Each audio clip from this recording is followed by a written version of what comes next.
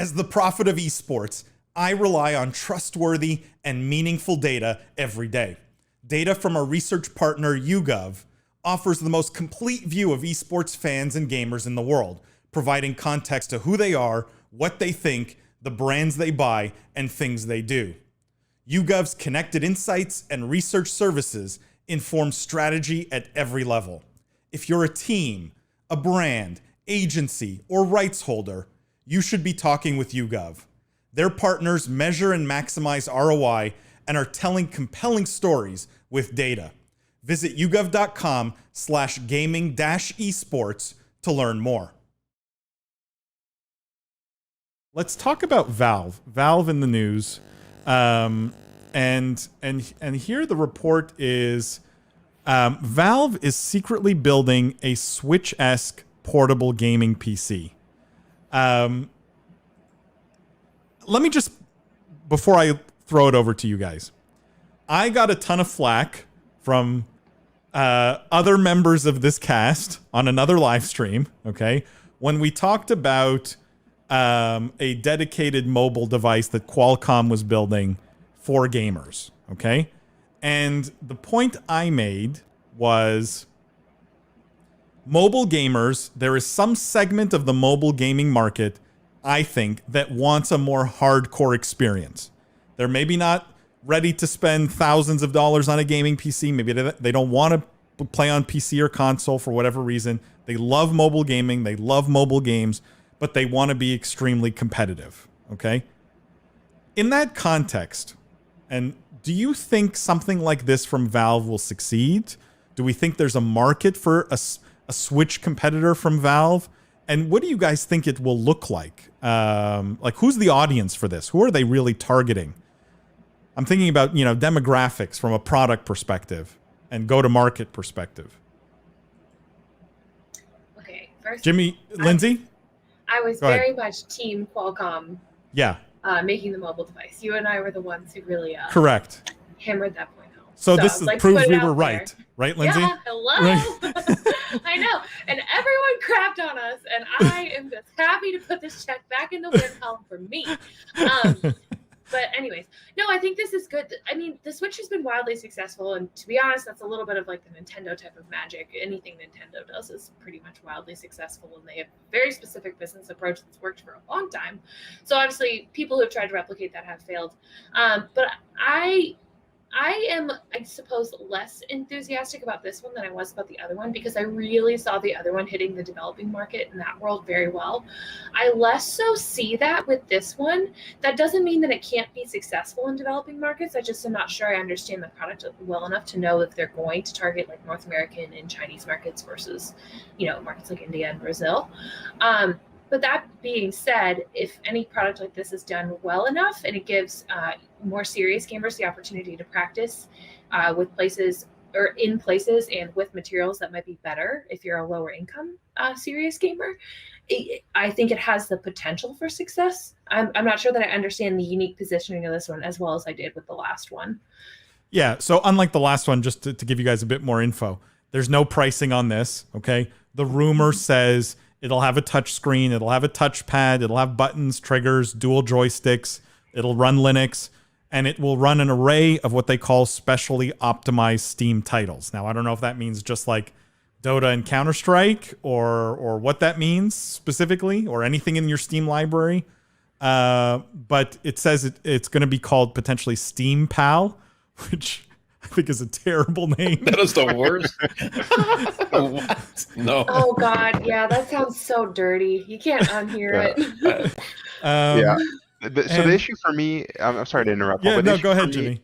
You had asked earlier about demographic, and that's the issue for me, right? Because as a Steam user and gamer, I don't like controller. I used to be a controller player. I'm not going to go back. I'm a mouse and keyboard gamer now. I prefer it. And if you're going to force me as a Steam user now onto some portable controller, I'm probably not going to have a good time. And anyone that's a mobile gamer now, or at least the younger demographics, are reliant on their mobile devices, right? They're lower income families, they're lucky to have a phone, or if they're not lucky, they're just that phone serves other purposes that's more useful to them, and gaming is just one of those one of those categories for those users. So, you know, I've had more portable gaming devices than I can remember, and I would love for one that captures my attention and that would satisfy me as a consumer. But the older I get, I think the more set in my ways I become, which I think is common for all of us. And it's hard right now because this is a vague concept, right? Where we don't have a lot around it. So we're kind of just having fun here. But from what I know, what very little I know about it, you know, it's not going to capture my attention or me as a millennial.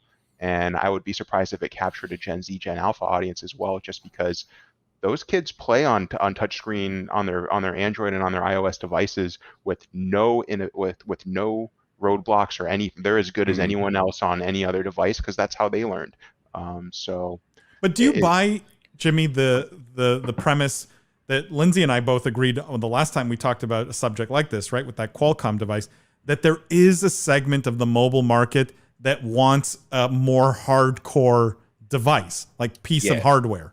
And do you think that exists? I think that is the whole, right? Like between the Nintendo Switch being popular and the PlayStation Portable and hardcore mobile devices, like there's no premier place to play AAA titles on the go. You have to buy an iPad, right? Like an iPad's probably the best. iPad to get xCloud or something else of the sorts. But if you could get it in a PC that is portable, it could, like that whole like RPG playing, like my mind for the demographic is middle-aged men that play RPGs that are playing these AAA titles on their PCs and already have them, but still want to take that single player experience like Cyberpunk 2077 on the go. And I think that's like the AAA, like to your point, AAA high performance titles. And I think to Valve's point, I think they're going for a pricier entry overall because where we their hardware usually is right? Exactly like their VR VR product, the Valve Index is like the most expensive consumer VR. So I think they're aiming for the super elite user, wherein like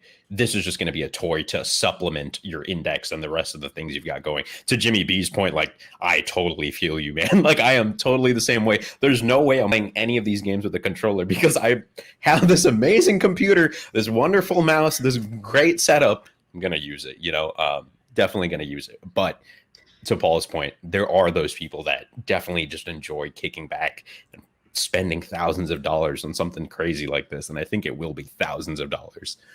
So like, do we not think that there's a segment of let's talk about esports specifically, people playing like COD Mobile who want to be very competitive and compete, or people playing, I don't know, like PUBG Mobile and want to be, competing at the highest level. Like, is this tools for that audience, right? And they may be 15 years old, but have ambitions to be mobile esports pros. Is this what that hardware segment is serving, Jimmy B? I don't know if you have thoughts on that. Well, I don't know how many people would get this device over the existing Bluetooth Android controllers that you can use on those phones, right? That are much cheaper. True. And they're already competing at high levels using that because it offers you the joystick and the buttons, right? The PUBG or the Call of Duty mobile players that I know use those devices. And honestly, as an iOS user, I want one, right? Like I wish I had one that worked and I could check it out too. I will just say, but before we move on, Lindsay, I don't know if you had a thought before I move on from this. Yeah, I just wanted to ask you all what you thought the demographic was for the Switch then. Yeah, Nintendo's like such a different beast, though. No. Yeah, right. It's not hardcore gamers. To your point, Lindsay, earlier, right? These are the more casual gamers, and part of Nintendo's amazing world, like you and Paul just said. So I think the demographic for the Switch, probably Gen Z, more passive, more casual viewers of esports, and these are people that are playing Animal Crossing, not Call of Duty Mobile or PUBG Mobile, I think. Right, and fringe users, right? Like people just getting into harder games, like Breath of the Wild's a great introduction into RPGs. Wild, yeah. Exactly, it's just like these it skews way lower than I think what the Valve product will end up going for. But yeah, I just completely agree with you guys. Like I think to Paul's point, I don't think this is serving that high-end mobile audience. Whereas like you see the Asus like ROG phones, like, with the giant fans in the back of them, like that's like Call of Duty Mobile. You're going to be gaming. Your hands are going to be cold as ice. It's going to be beautiful. it's crazy some of the phones are coming out with. But yeah, I think definitely like two separate worlds, like one super splurge PC. They're going for crazy setups. And I think that's like one world that we should definitely explore too once this thing comes out. Guys, I would have one last thing on this because I just thought about it. But like, you guys may, I don't know if you remember, but Steam made these things called Steam machines at one point, right? No one bought them. They were a terrible piece of hardware that no one wanted. Yeah. Like, why is Valve making hardware at all? Right? Like, this is a company that can't put out a new game in 15 years. Like, why are we putting... They've also failed at consoles before, too. That was, like, my kind of first thought was this, because we've talked about the previous device, and that one was a very unique take that I think is going to succeed in developing markets. This one, I'm like, haven't you guys tried this like 7 times? Why do you just give it up? Like, why hardware? What's the big idea? Yeah, the controller was really interesting to me personally because it was like there were touchpad joysticks, but they were really accurate with how they tracked your fingers. So people were buying these Steam Links and the controller bundles, tossing the links, and then just using the controllers for random things because the link just became inept. Like, you didn't need it. All you needed was an Ethernet cord to plug into your TV, and it worked the same anyways. I asked the same question. I'm like, Valve, what are you guys doing? Like, the index was really good. Make a new Counter-Strike. Right? Like, why are we wasting time with hardware? I don't know. It's interesting, though. Pathfinder says, hello, friends. Love the live streams. Pathfinder, welcome back. We love you. Great to see you in here. Gabriel says that is a bad name for it. Yeah, Steam Pal. I really hope that's not what they go with. That is so lame. I don't know who thought of that. It's your sauna companion app. Wade says, love my Switch. After working all day, I don't have to sit at my desk to play something. Yeah, that is the use case, right? Mm-hmm. And I think that, look, if they do come out with it, it will have some audience. But I don't think it's gonna, it's not gonna set the world on fire here.